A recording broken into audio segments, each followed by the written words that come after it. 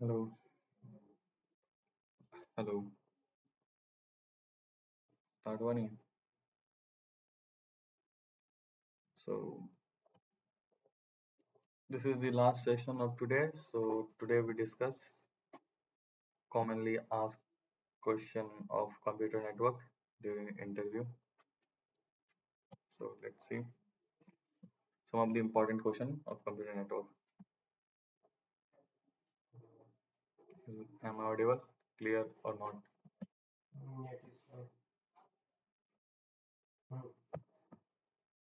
Full HD sound.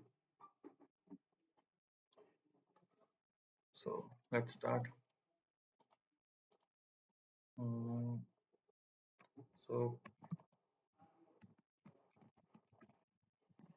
computer network is commonly asked question of the computer network. So, let's see in Canva. So, computer network are the fundamental of modern communication system, enabling the devices to exchange the data efficiently and reliably. So, what does it mean? So, let's see.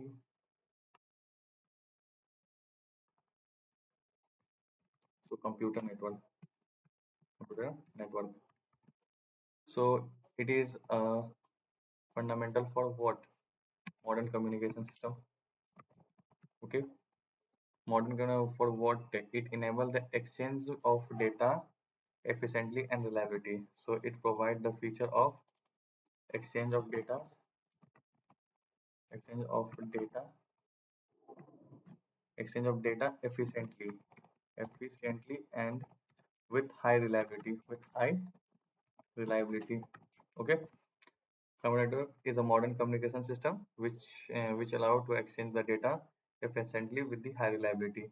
So knowledge of networking concept is critical for the software developer, and computer network knowledge, cn knowledge is very beneficial for our cn knowledge is very beneficial for the software developer. All the software developer for what? Knowledge of computer and networking concept is a critical for the software developer, system engineer, and the network specialist, making it is a frequent topic in the all our technical interviews. So, computer network cover the data transmission. So, what it cover? So, computer network, CN cover first of all data transmission, data transmission. Okay, and after that it also cover the portion of routing. Okay, routing, then we have to study the switching concept. Switching. Okay, for software developer consists of data transmission. CN cover the topic of routing, switching, and layer communication protocol, and the layer wise layer wise communication protocols. Okay, which are essential for designing the troubleshooting and optimizing the networks. So we have to briefly understand the data transmission portion, routing portion, switching things, and the layer-wise communication protocols. Okay. So first of all, we have to know the computer network fundamentals. So it is a core principle that enable to device to communicate and share the data. They include the model like CN. mm, CN include CN include the CN include CN include the networking model. So networking model there is OSI model. So they include a networking model like OSI and TCP. Okay, and the addressing scheme networking model consists of models is OSI and TCP, and addressing scheme is addressing scheme is addressing scheme known for the addressing scheme is IP and MAC. Okay. So computer fundamental and network fundamentals cover the core principle that enable the desired device to communicate and share the data. They include the networking model, OSI and TCP, and the addressing scheme is IP and the MAC. Understanding that these basic essential for the troubleshooting, designing, and optimizing the modern communication system. So the first basic fundamental question arises is that first basic question arises in everyone's mind. If two computers are connected directly using the crossover cable, can they communicate without IP address? Why or why not? So, if two system, if two system, one and again this one is two. Okay. Mm, so two system. So two computers are connected directly using the crossover cable, so they communicate without IP. So question is clear. So the answer is yes, they can communicate that at the data link layer using the MAC address. So connected through the cable, they can communicate using what? Using MAC address. Okay. Even without IP. Even without IP. Without IP. Even without IP. Okay. And the network interface card NIC recognize the frame by destination MAC. If one computer know the MAC of the other, frame can be exchanged. So any of these computer know the MAC address of another computer, they can communicate and exchange their data. However, if however without IP, they cannot communicate at the network layer. Without IP, without mm, without IP, they can't they can't communicate in network layer. Okay, network layer. Okay, it can't communicate in the network layer. The practical communication usually require IP, but raw or frame level communication is possible without IP. So practical communication using IP address, but the raw form a frame level like ARP or custom Ethernet frames are sent through the MAC addresses.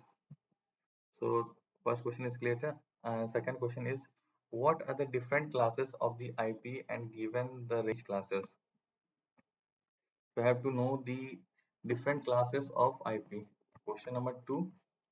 What is question number two? What are the different classes of IP? So IP is first of all we have to understand what is IP. So IP. IP stands for Internet Protocol. So it's having information about how to reach the specific host. So IP address is an address. Actually, is IP address is an address having all the info, having all the info, all the info about what? Having all the info about how to reach, how to reach, how to reach the, how to reach the specific host, specific host. Okay. So what are different classes of IP and how and they give the range of each classes. So first of all, understand what is IP. IP is an IP address is the address having all the information how to reach the specific host, especially outside the LAN, especially in the outside the LAN. Okay. So an IP address is a 32-bit unique address having the address space of 233 something space of 233. So it is a it is 32-bit unique address. Okay, address having the address space having the address space of having address space of 332. Okay. So there are different class of IP. So class A, class B, class D, or class E. and all are different type of class. So number of different class A, B, C, D. So these are third question about IP. And let's start. Let's discuss third question. Question number 3. Okay. What is subnet mask? So the question arises with the subnet masking.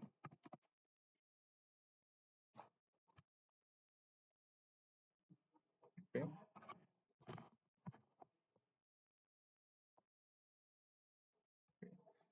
Subnet mask. What is subnet mask? So what is subnet mask? Let's discuss about subnet masking. So subnet mask is a 32-bit number that is used to identify the subnet of the IP address. Okay. Subnet mask is a 32-bit mask. It is used to identify the subnet address of the IP. So it is a 32-bit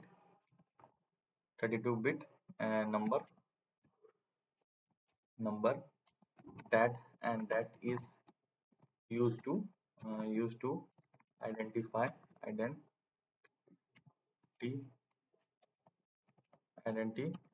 identify the subnet of IP address. Okay. So the subnet mask is the combination, and the subnet mask is the combination of zeros and ones. So subnet mask is a combination of zeros and ones. Okay. So one represent network and one represent network and subnet ID zero represent. So one represent the network and subnet ID subnet ID. Whereas zero represent or where zero represent the host ID. Okay, host ID. So subnet mask is a 32-bit number that is used to identify the subnet of the IP addresses. So it is a combination of zeros and ones. So one represents the network and the subnet ID, and where zero represents the host ID. So in the case of subnet mask, we can write like this. So in order to get the network to which the destination address belong, we have to bitwise, and with the subnet mask we can achieve.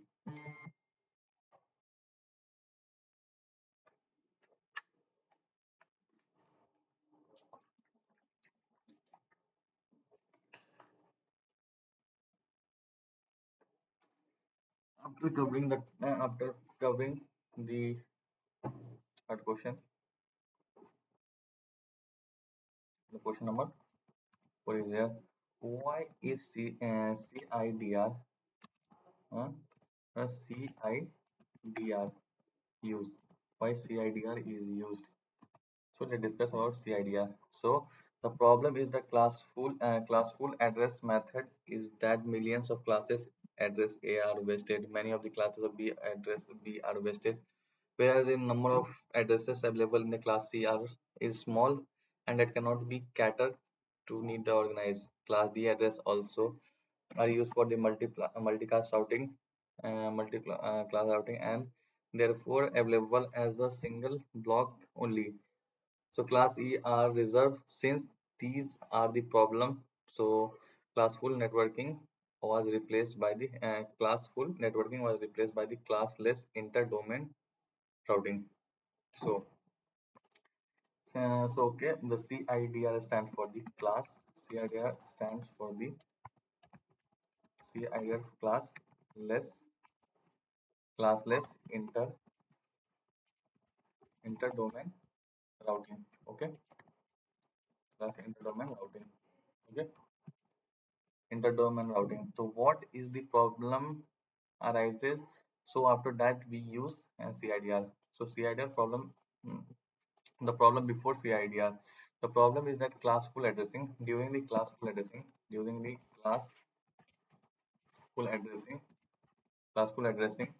there is a method, and the problem arises in classful addressing method is a millions of class A address were wasting.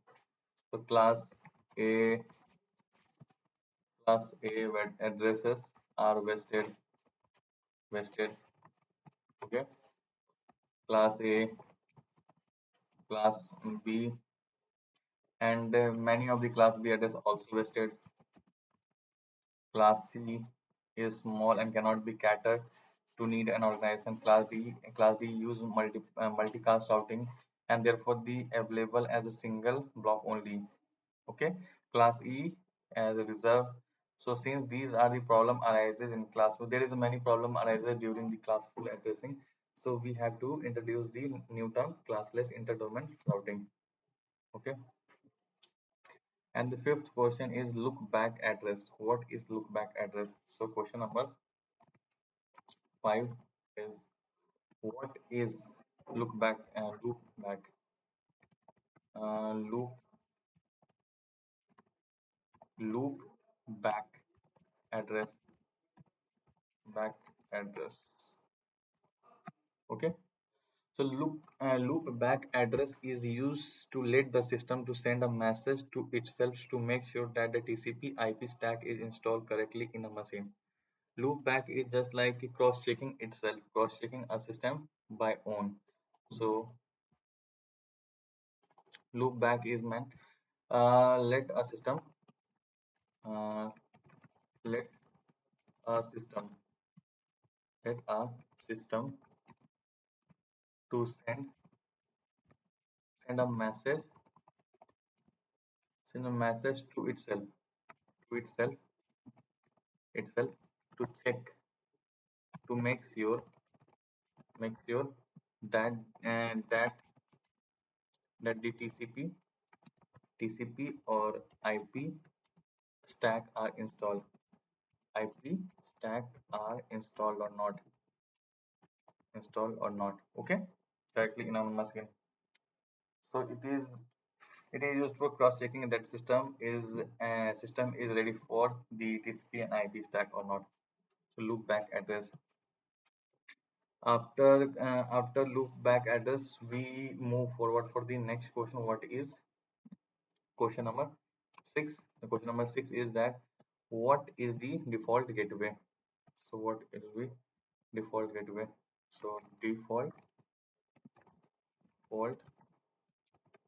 gateway. Okay, default gateway.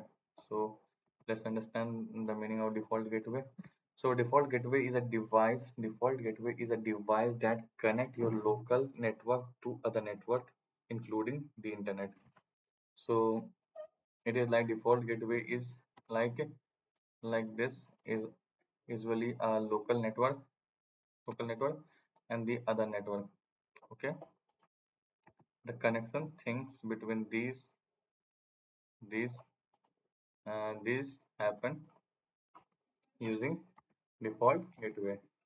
So this is our local one local network LN and the other network ON. So a local network is connected to your local network is connected to the other network through using default gateway, including the internet. So including internet. Okay, and when the computer in a local network wants to send a data to IP address outside its network, it does not know where to send it directly. In this case, the data is forwarded to default gateway, which then routes to itself to correct destination. So whenever a computer so uh, so see that whenever our computer in local network wants to send a data to the other network, so it didn't even know the direct address related to the IP address of the own network, so it does not know where to send directly. In this case, its data is forwarded in this case the data is forwarded to the default gateway, which route toward the correct destination. So our when our local network wants to send to an IP address outside this network, the default gateway act. So okay, for example, where your PC IP is this and your network default gateway is this. So if you want to try to access the Google, your PC send a packet to the gateway and the router forward to the internet. Okay. Okay. Why hop limit field is used? So question number 7. Question number 7 is hop limit.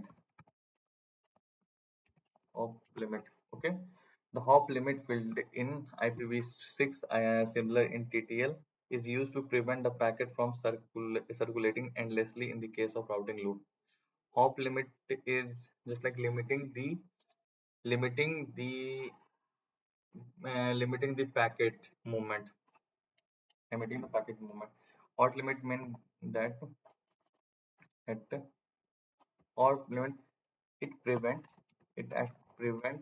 the packet, it prevent the packet for from the circulating from the from circulating endlessly in the case of routing loop, in the case of routing loop. Okay. Hop limit help the packets, all the packets to it prevent the packet from circulating endlessly in the case of routing loop. Each each time a packet passes through a router, the hop limit value is decremented by 1. So hop limit means whenever whenever whenever the packet whenever the packet passes whenever the packet passes through the router whenever the packet pass through the router, so router decrement the limit, hop limit value. So router automatically automatically decrement the hop limit value, hop limit value by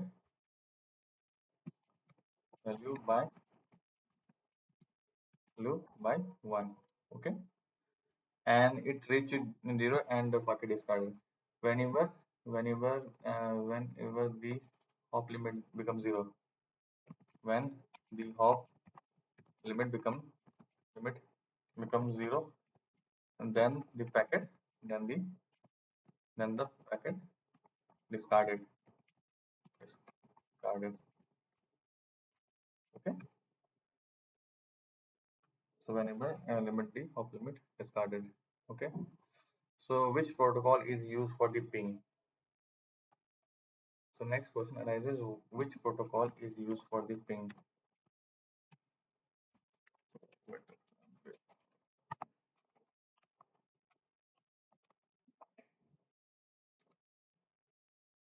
So which protocol is used for ping? Protocol used for ping. Okay. We have to explain the protocol used for the ping. So ping use ICMP protocol. So it uses the ICMP protocol. So what ICMP stand for? Internet so it's internet control message internet control message protocol. Okay.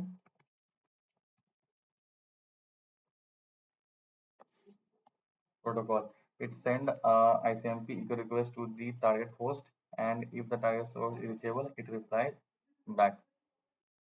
So it send ICMP echo. So ping, what the ping do? It send ICMP echo request ICMP request to target host target host target host. After that, if target host is reachable, if host is reachable, it reply back the ICMP echo. So if host is reachable, so it reply with ICMP echo. Okay. Protocol used for the protocol used for ping is ICMP, Internet Control Message Protocol. It send ICMP echo to the host. If host is reachable, it reply with the ICMP echo. So